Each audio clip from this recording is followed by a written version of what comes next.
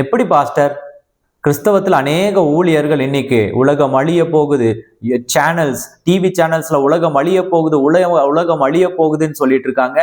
நீங்க மட்டும் உலகம் அழிய போகிறது இல்லை என்று சொல்றீங்களே, என்ன காரணம்? எப்படி அதை சொல்றீங்க? இந்த இஸ்ரேல் தங்களுக்கு மூன்றாவது அந்த ஆலயத்தை கட்ட வேண்டும் என்பதுதான் அவர்களுடைய முதல் நோக்கமே, முதல் குறிக்கோள். அதற்கு தடையாய் இருக்கிற, அதை சுற்றி இருக்கிற நாடுகளை அவர்கள் அடக்காவிட்டால் இவர்களால மூணாவது டெம்பிள் கட்ட முடியாது. ரஷ்யா உக்ரைன் போர் நடந்து கொண்டு இருக்கும் பொழுது கூட ஏற்படாத அந்த பதட்டம் ஏன் மிக சிறிய நாடான இந்த இஸ்ரேலுக்கும் ஈரானுக்கும் இடையே நடக்கிற இந்த யுத்தத்துல இந்தியாவிலே பாதி பங்கு இருக்கிற ஈரான், தமிழ்நாட்டிலே பாதி பங்கு இருக்கிற இஸ்ரேல், எவ்வளவு சிறிய நாடு பாருங்க. இந்த ரெண்டு நாடுகளுக்கு ஏற்படுகிற யுத்தம் உலகத்துல பதட்டத்தை ஏற்படுத்துது அப்படின்னா என்ன காரணமா இருக்கும்? ஒரு மிகப்பெரிய காரணம் இதற்கு பின்னாடி ஒளிந்து கொண்டிருக்கிறது என்பதுதான் உண்மை. ஆனால் உங்களுக்கு ஒரு நற்செய்தியை சொல்ல விரும்புகிறேன். உலகம் உடனடியாக அழிந்து போவது கிடையாது. உலகத்தின் அழிவு துவங்கவில்லை. இந்த காணொலியை முழுவதுமா நீங்க பாருங்க. Don't skip. இந்த காணொலியை தவிர்த்துறாதீங்க. நீங்கள் தவிர்த்து விட்டால் மிகப்பெரிய இழப்பு உங்களுக்கு என்பதை நான் தெரிவித்துக் கொள்கிறேன். இந்த காணொலி வாயிலாக குறிப்பிட்ட சில காரியங்களை உங்களுக்கு காட்டி இந்த காணொலியை நிறைவு செய்ய போறேன். என்னோட இந்த காணொலியை இணைந்து கொள்ளுங்க. நான் ரெவரண்ட் ரோஷன் சான்.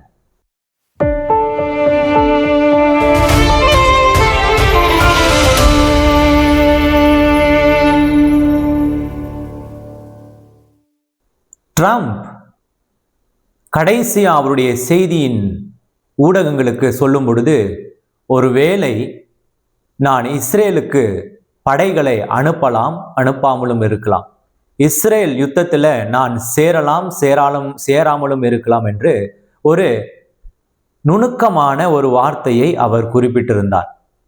உடனடியாக ஈரான் அதற்கு பதில் சொல்லும் விதமாக இஸ்ரேலுக்கு ஒரு வார்த்தையை சொல்லினது.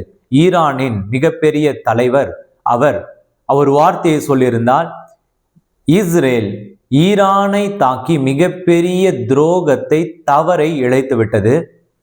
இந்த தவறுக்கு பிராயச்சித்தமாக ஒருவேளை நாங்கள் அழைத்தால் பாகிஸ்தானிடத்தில் இருக்கிற அணுகுண்டு கூட உங்கள் மீது விழும் என்று எச்சரித்திருக்கிறார்.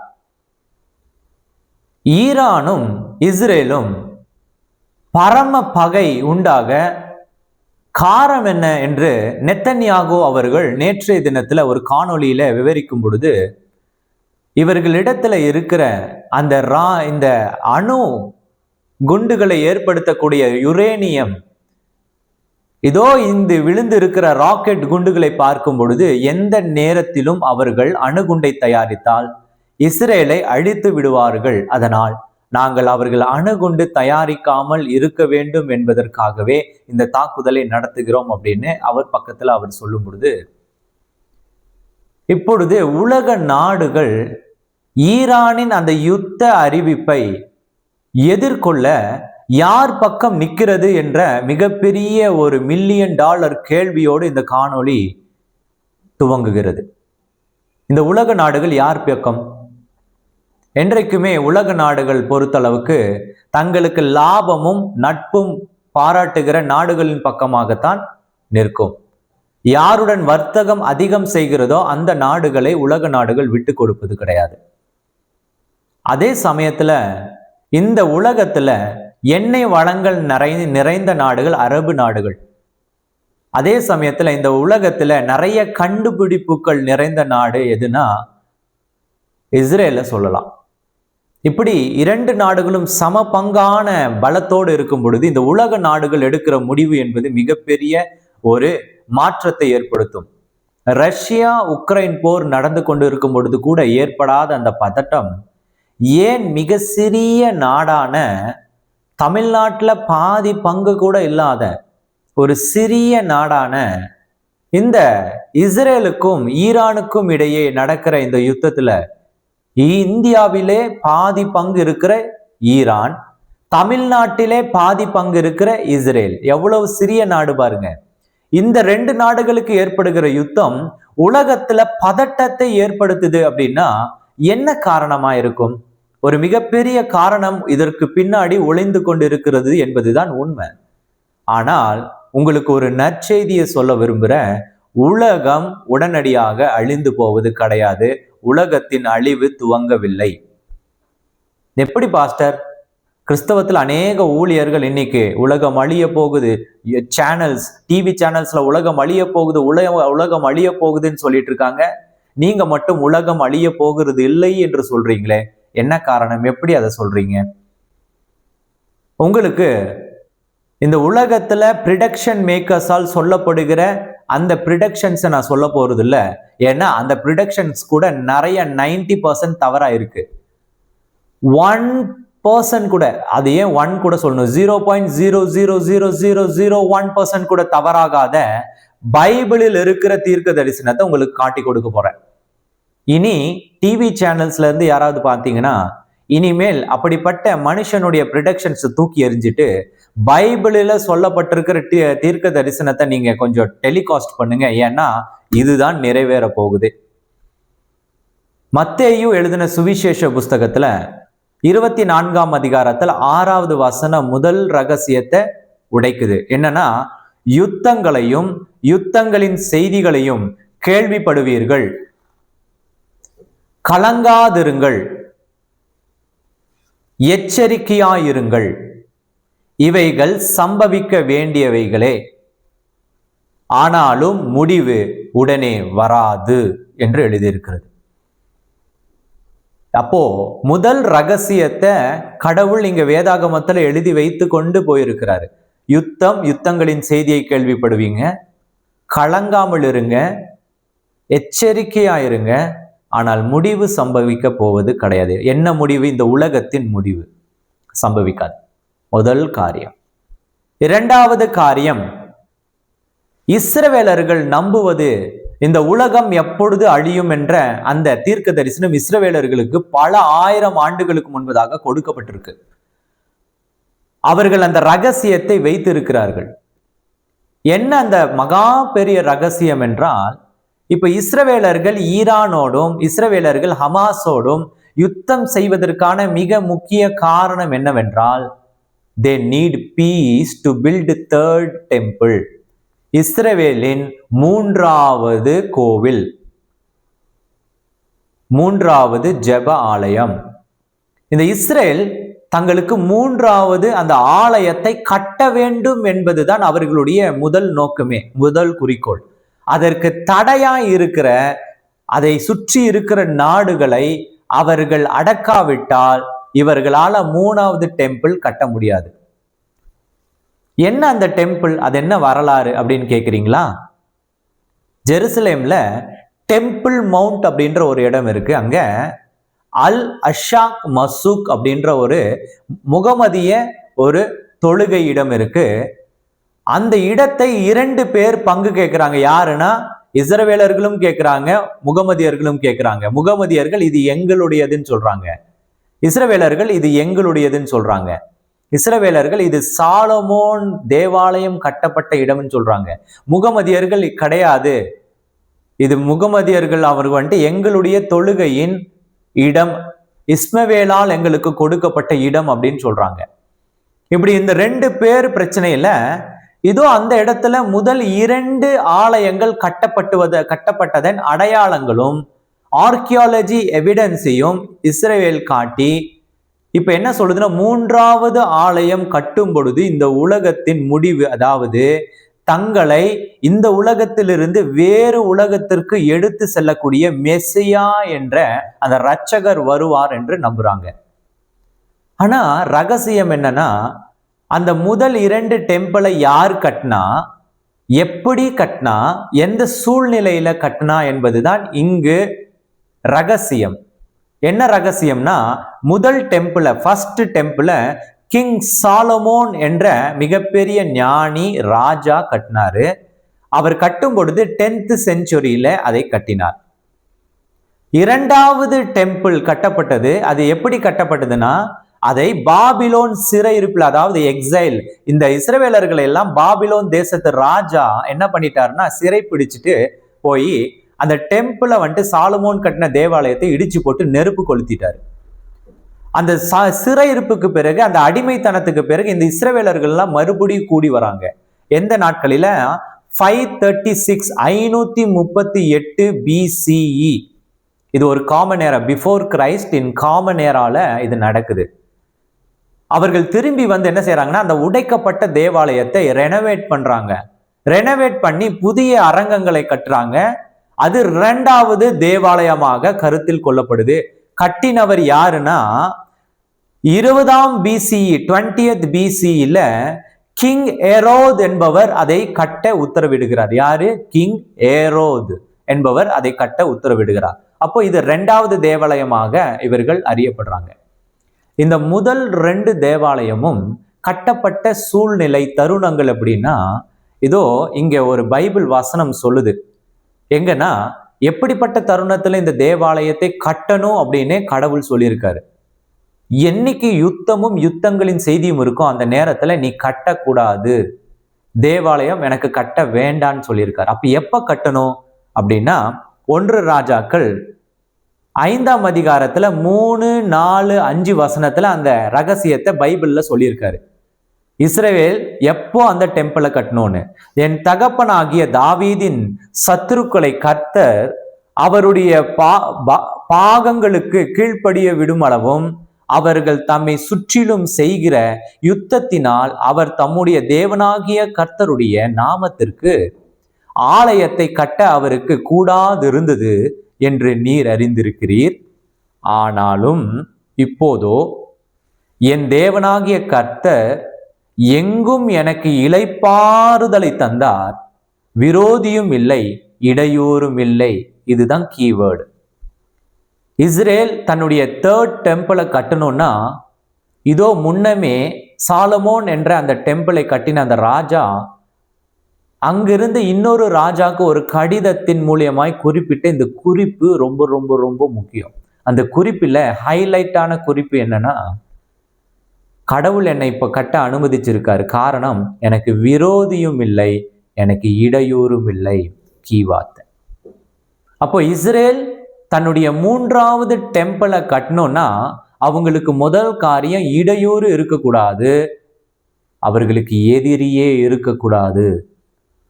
அது இல்லாம 3வது டெம்பிள் கட்ட முடியாது. 3வது டெம்பிள் கட்டினால்தான் மெஸ்ஸையா தனக்காக வருவார் என்ற அவர்களுடைய நம்பிக்கை பழிக்காமலேயே இருக்கும். இந்த நம்பிக்கைகள் அவருக்கு மாத்திரமல்ல, இந்த உலகெங்கிலும் இருக்கிற கிறிஸ்தவர்களுக்கும் உண்டு. ஏனென்றால் உலகத்தில் உள்ள அனைத்து கிறிஸ்தவர்களின் கண்களும் எருசலேமை பார்த்தான் இருக்கிறது. எருசலேமில் நடக்கக்கூடிய காரியத்தை பார்த்து தான் இருக்கிறது. எருசலேமில் தான் இந்த உலகத்தை படைத்த கடவுளுடைய ஒரே பேரான குமாரன் வந்து இறங்குவார் என்பது வேதத்தில் சொல்லப்பட்டிருக்கு. இதுதான் தீர்க்க தரிசனம். அப்போ அவர்கள் இந்த உலகத்திற்கு மிக மிக மிக முக்கியமான ஒரு நாடு. கிறிஸ்துவத்திற்கும் மாத்திரமல்ல, முகமதியர்களுக்கு மாத்திரம், இந்த உலகத்திற்கே, இந்த உலகத்தில் இருக்கிற மொத்த ஜனத்திற்கும் முக்கியமான நாடு எது தெரியுமா? இஸ்ரேல். அங்கு ஒரு சிறு துளி மாற்றம் நடந்தாலும் மிகப்பெரிய மாற்றம் இந்த உலகமே சந்திக்கும். அப்போ அந்த தீர்க்க தரிசனம் நிறைவேறணும்னா 3வது டெம்பிள் கட்டணும்னா சமாதானம் இருக்கணும், விரோதியே இருக்கக்கூடாதுன்றதுதான் ரகசியம். இப்போ முதல் 2 டெம்பிள் அந்த மாதிரி சமாதானமான நாட்களில கட்டப்பட்டுச்சு. இப்போ 3வது டெம்பிள் கட்டணும்னா இவர்களுக்கு சுத்திலும் பிரச்சனை. அமாசால பிரச்சனை, காசால பிரச்சனை, ஈரான்ல பிரச்சனை, அதை சுற்றி இருக்கிற லெபனான்ல பிரச்சனை, அதை சுற்றிலும் பிரச்சனை சூழ்ந்து இருக்கும் பொழுது, இவர்கள் பிரச்சனை தீர்க்கும் பொழுது, சமாதானத்துக்குள்ளாக வரும் பொழுதுதான் 3வது டெம்பிள் கட்டப்படும். இந்த 3வது டெம்பிளை குறித்து ஒரு இன்ட்ரெஸ்டிங்கான ஃபேக்ட் உங்களுக்கு சொல்லணும்னு நினைக்கிறேன். இந்த ஃபர்ஸ்ட் 2 டெம்பிள் இருக்கு இல்லையா, இந்த ஃபர்ஸ்ட் 2 டெம்பிள் ஒரு அடையாளம். 3வது டெம்பிள் தேவனுடைய வருகையின் தீர்க்க தரிசன நிறைவேறுதல். அப்படின்னா இந்த உலகம் அதனுடைய சுழற்சியை நிறுத்தும், இந்த வானம் அகண்டு போகும், இந்த சூரியன் வெளிச்சத்தை நிறுத்தும், இந்த சந்திரன் விழுந்து போகும், நட்சத்திரங்கள் மறைந்து விடும். அப்படின்னா என்ன அர்த்தம்னா, அந்த 3வது டெம்பிள் கட்டும் பொழுது இந்த உலகத்தில் இருப்பவர்கள் வேறு உலகத்திற்கு கடத்தப்படுவார்கள் என்பதுதான் இஸ்ரவேலர்களுடைய நம்பிக்கை மாத்திரமல்ல, இந்த உலகத்தில் இருக்கிற அநேகரால் பின்பற்றப்படுகிற கிறிஸ்தவர்களுடைய நம்பிக்கையும். இதுதான் மிகப்பெரிய நம்பிக்கை இந்த உலகத்திலேயே. அப்போ இந்த யுத்தம் அப்படின்ற இந்த காரியத்திற்குள்ள எவ்வளவு ரகசியம் அடங்கி இருக்கு பாருங்க. நாம மேலோட்டமா இந்த யுத்தத்தை பார்க்கிறோம், ஆனா இந்த யுத்தத்திற்குள்ள அடங்கி இருக்கிற ரகசியம் நம்மளுடைய கற்பனைக்கு எட்டாததா இருக்கு. இந்த காணொளி வாயிலாக இதை பார்க்க உங்களுக்கு தேவன் உதவி செய்திருக்கிறாருன்னு தான் சொல்லணும். உண்மையான அடையாளம்னா வேதாகமத்தில் ரெவலேஷன், அதாவது வெளிப்படுத்தின விசேஷங்கள் அப்படின்ற ஒரு ப்ராஃபட்டிக்கல் புக் இருக்கு, ப்ராஃபசி புக். அந்த ப்ராஃபசி புக்ல 17ஆம் அதிகாரத்துல அங்க தெளிவா 7, 8, 9, 10, 11 வசனத்துல சொல்லியிருக்கு. இதை நீங்க வாசித்துட்டீங்கன்னா உலகம் எப்பொழுது முடியும், உலகம் முடியும் பொழுது என்னவாகும் என்று போடப்பட்டிருக்கு. அதுல சிலதை மட்டும் உங்களுக்கு நான் சொல்ல விரும்புறேன். அதை நான் அப்படியே படிச்சு காமிக்கிறேன், நீங்க புரிந்து கொள்ள நீங்க முயற்சி செய்யுங்க. இங்க பாருங்க, 7 சொல்லுது, அப்பொழுது தூதனானவன் என்னை நோக்கி, ஏன் ஆச்சரியப்படுகிறாய்? இந்த ஸ்திரீயினுடைய ராஜ்யத்தையும் ரகசியத்தையும் 7 தலைகளையும் 10 கொம்புகளையும் உடையதாய் இவளை சுமக்கிற மிருகத்தினுடைய ரகசியத்தையும் உனக்கு சொல்லுகிறேன். என்ன? இந்த உலகத்தை முடிவுக்கு கொண்டு வருகிற ஒரு காரியம். நீ கண்ட மிருகம் முன்னே இருந்தது, இப்பொழுது இல்லை. அது பாதாளத்திலிருந்து ஏறி வந்து நாசம் அடைய போகிறது. ஒரு மிருகம் வரும் இந்த உலகத்தின் கடைசியில. முன்னா இருந்தது, இப்பொழுது இல்லை, ஆனா உலகத்தின் கடைசியில அது பாதாளத்தில் கட்டப்பட்டிருக்கு. அது ஏறி வரும் இந்த உலகத்தின் மீது. உலக தோற்றம் முதல் ஜீவ புஸ்தகத்தில் பேரெழுதப்பட்டிராத பூமியின் குடிகள் இருந்ததும் இராமல் போனதும் இனி இருப்பதுமாகிய மிருகத்தை பார்த்து ஆச்சரியப்படுவார்கள். அதாவது இறந்தவர்களும் வாழ்பவர்களும் இனி வாழ வருபவர் அனைவரும் இந்த மிருகத்தை பார்ப்பார்கள். அப்படின்னு என்ன அர்த்தம்? கிறிஸ்தவர்கள் மாத்திரமான கிடையாது, இந்த உலகத்தில் உள்ள அனைத்து ஜனங்களும் பார்ப்பீர்கள் என்று எழுதப்பட்டிருக்கு. ஞானமுள்ள மனம் இதிலே விளங்கும். அந்த 7 தலைகளும் அந்த ஸ்திரீயில் உட்கார்ந்து இருக்கிற 7 மலைகளாம், 7 மவுண்டன்ஸ். அந்த 7 மலைகள் தான் இந்த உலகத்தின் முடிவை தன்னிடையே வைத்திருக்கு. அது என்ன 7 மலை? அவைகள் 7 ராஜாக்களாம், 7 கிங்ஸ். இந்த உலகத்தை கடைசியா ஆள போகிற அந்த 7 கிங்ஸ், அந்த 7 ராஜாக்களாம். இவர்களில் 5 பேர் விழுந்தார்கள், இட்ஸ் ஓவர். ஒருவன் இருக்கிறான், ஒருத்தன் இப்போ இருக்கான், மற்றவன் இன்னும் வரவில்லை. வரும்போது அவன் கொஞ்ச காலம் தரித்திருக்க வேண்டும். அப்போ நான் 5 பேர் விழுந்து போயிட்டாங்க, இட்ஸ் ஓவர். ஒருத்தன் இப்போ தரிச்சிருக்கான், இப்போ இருக்கான், இப்போ நம்ம வாழ்ற நாட்களில ஒருத்தன் இருக்கான். இன்னொருவன் கொஞ்ச நாள் வந்து ஒரு ஆளுகை செய்வான். இந்த 7 பேரும் முடிஞ்சதுக்கு அப்புறம் 8ஆவதா ஒருத்தன் வரப்போறான். யாரு தெரியுமா? இருந்தும் இராததுமாகிய மிருகமே 8ஆவதானவனும் அவ்வேளிலிருந்து தோன்றுகிறவனும் நாசம் அடைய போகிறவனுமாய் இருக்கிறான். இதுதான் ரகசியம். அப்ப இந்த 7 பேர், 7 மவுண்டன்ஸ், 7 கிங்ஸ், 7 ராஜ்யங்கள் அழிந்து போகும். இந்த 7 அழிந்து போனதிலிருந்து உருவாகி 8ஆவதா ஒருத்தன் வருவான், 8. அந்த 8ஆவதா வரக்கூடியவன் இந்த உலகத்தை ஆளுகை செய்வான். அந்த ஆளுகையிலிருந்து கடவுள் அவனை கொன்று காப்பாற்றுவார். அந்த நாள் தான் இந்த உலகத்தின் அழிவு, முடிவு. My dear beloved brothers, sisters, நம்மை ஏமாற்றி கொண்டிருக்கிற அநேக காரியங்கள் நம்மை சுற்றி கொண்டே இருக்கும். யுத்தம் செய்தியும் குறித்தும் கலங்காமல் இருங்க. கட்டாயமாய், நிச்சயமாய் வேதாகமத்தின் தீர்க்க தரிசனமே அல்லாமல் இந்த உலகத்தில் யாராலும் சொல்லப்படுகிற எதுவும் நிறைவேற போகிறது கிடையாது, நிறைவேறாது. அதை இந்த உலக ஜனங்கள் புரிந்து கொள்ளணும். இந்த செய்தி முழுமையாயும் நீங்கள் பார்த்ததுக்கு நன்றி. இந்த செய்தியினூடாக உங்களுக்கு ஒரு நல்ல புரிதல் ஏற்பட்டது என்று விசுவாசிக்கிறேன். இந்த உலகத்தின் முடிவு இதோ இந்த வேதாகமத்தில் இருந்து துவங்கும். இந்த உலகத்தின் துவக்கமும் வேதாகமத்திலிருந்தே துவங்கினது. இதோ இது உங்களுடைய வாழ்க்கைக்கான ஒரு தரிசனம். இந்த உலகத்துல யாருக்குமே கொடுத்துராது இனி வரக்கூடியது என்பதை யாருமே, எந்த மதமுமே அறிந்திருக்காது. வேதாகமத்தையும் கர்த்தரையும் இயேசுவையும் நம்பினவர்களை தவிர இந்த உலகத்தில் யாருக்குமே தெரியாது. அவ்வளவு மேன்மையான இந்த புஸ்தகத்தை தேடி வாசிக்க பழகுங்கள். தேவன் ராஜ்யம் சமீபமாக இருக்கிறது. மனம் திரும்புவோம், தேவனிடத்துல நம்பிக்கை வைப்போம். இந்த காணொளியை பிரயோஜனப்பட்டிருந்தால் மற்றவர்களோடு பகிர்ந்து கொள்ளுங்க. தேவன் சமீபமாக இருக்கிறார். அவருடைய வருகைக்காக காத்திருப்போம். நான் ரெவரண்ட் ரோஷன் சான். God bless you. God bless you.